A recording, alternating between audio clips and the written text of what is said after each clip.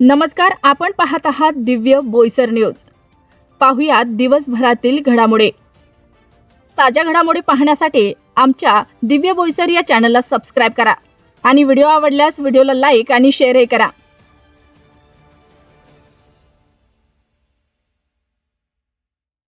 शिवसेनेचे अशोक धोडी अपहरण आणि हत्या प्रकरणी मुख्य आरोपीसह एकूण 6 आरोपींना अटक करण्यात आली।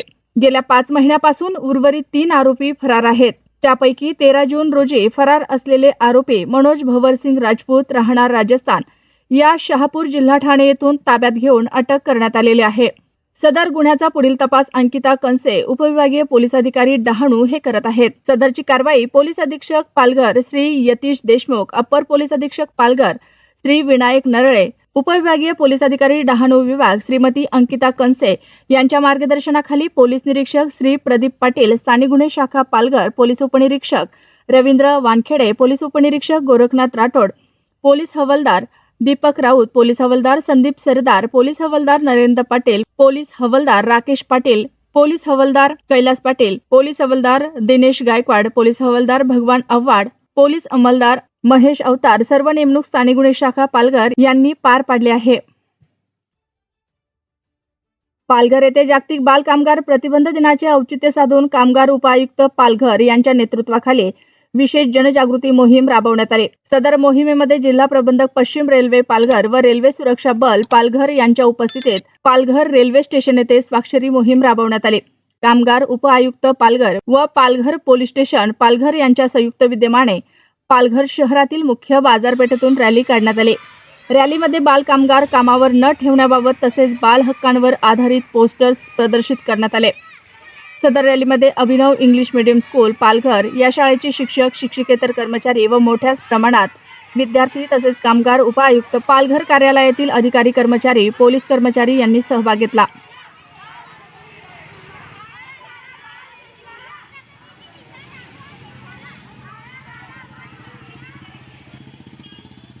और 50,000 रुपये तक जुर्माना हो सकता है। इसलिए कोई भी मैं सबसे आह्वान करता हूँ कि किसी ने भी बाल कामगार को नहीं रखना है, उनको स्कूल में भेजना है और उनको स्कूल में पढ़ाई करवाना है, ना कि उनसे काम करवाना है। तो आप सबको विनती है कि आप बाल कामगार मत रखिए। धन्यवाद। पालघर जिल्ह्यात प्रदूषणाची समस्या गंभीर स्वरूप धारण करत असून त्यावर देखरेख व नियंत्रण ठेवण्यासाठी जिल्हाधिकारी यांच्या अध्यक्षतेखाली जिल्हास्तरीय समिती स्थापन करणार असल्याचा निर्णय आपण घेतल्याची माहिती पालघरचे पालकमंत्री गणेश नाईक यांनी दिली। पंतप्रधान नरेंद्र मोदी यांच्या कारकिर्दीला 11 वर्ष पूर्ण होत असल्याने त्या संदर्भात त्यांच्या कामाचा आढावा तसेच देशात झालेला बदल याविषयी माहिती देण्यासाठी मनोर येथे भाजपतर्फे पत्रकार परिषदेचे आयोजन केले होते। यावेळी गणेश नाईक यांनी गेल्या 11 वर्षात झालेल्या कामांचा आढावा घेतला। या प्रसंगी खासदार डॉक्टर हेमंत सौरा, आमदार राजन नाईक, आमदार हरिश्चंद्र भोये व भाजपाचे पदाधिकारी उपस्थित होते। अशाच नवनवीन बातम्या पाहण्यासाठी आमच्या दिव्य बोईसर न्यूज या चॅनलला सबस्क्राइब करा। व्हिडिओ आवडल्यास व्हिडिओला लाईक आणि शेअरही करा। 2014 साली ज्याला माननीय पंतप्रधान नरेंद्र मोदी हे पंतप्रधान झाले त्याला देशामध्ये तंत्रज्ञान इतकं विकसित नव्हतं। आज क्षणाक्षणाला तंत्रज्ञानाचा विकास हा गतीने वाढतो। हे निश्चितपणे खरं आहे की भारतीय जनता पक्षाचं हे जे देशाला सामर्थ्यवान बनवण्याची भूमिका आहे, पहिला देश, नंतर पक्ष, नंतर मी स्वतः, ही आमची पक्षाची कालची भूमिका आहे। परंतु ही संपूर्ण रचना ही संघ परिवाराच्या विचारातूनच रस्ते गेलेले आहे, ते कोणी नाकारण्यात अर्थ नाही।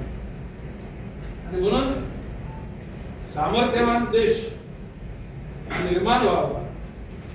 सामर्थ्यवान देश म्हणजे की त्या देशाची दहशत लोकांना वाटावी असं नाही, किंबहुना टू बी डेव्हलप कंट्री म्हणजे विकसनशील देश आणि टोटली डेव्हलप कंट्री म्हणजे विकास झालेला देश। अशा स्थितीमध्ये भारत साधारण 25 वर्षापूर्वी टू बी डेव्हलप कंट्रीमध्ये त्याचा समावेश व्हायचा। आणि आपल्याला सुद्धा काही लोक टपका मारण्याचं काम करत होते. रमेश समजतं की काम होतं. पण आज माननीय नरेंद्र मोदीजींच्या नेतृत्वाखाली 5 वर्षामध्ये एकूण रचनात्मक त्या ठिकाणी गुंफण झाली, ज्यामध्ये प्रत्येक नागरिक निर्भय झाला पाहिजे. कुणाच्या मनात काय असो, पण मोदीजींच्या मनामध्ये विश्वची माझे घर ही जी संत ज्ञानेश्वरांची उक्ती आहे, त्या उक्तीप्रमाणे सगळ्यांना जीवन जगण्याचा अधिकार आहे. त्यामध्ये धर्म, जात, पंथ, वर्ण, वर्गाच्या पलीकडे जाऊ, किंबहुना मी तर म्हणतो पक्षाच्या पलीकडे जाऊ, प्रत्येकाला आपलं जीवन जगता आलं पाहिजे. आणि माननीय नरेंद्रजी मोदी त्यांच्या नजरेसमोर तीच गोष्ट. अशा परिस्थितीमध्ये जोपर्यंत नागरिक निर्भय होत नाही, आपलं स्वतःचं मत व्यक्त करू शकत नाही, तोपर्यंत त्याच्या जीवनाला काही जीवन. मी नेहमी म्हणतो की बालपण, तारुण्य, प्रौढत्व, ज्येष्ठत्व आणि जीवनाचा निरोप प्रत्येकाला घ्यावा. राजा असो,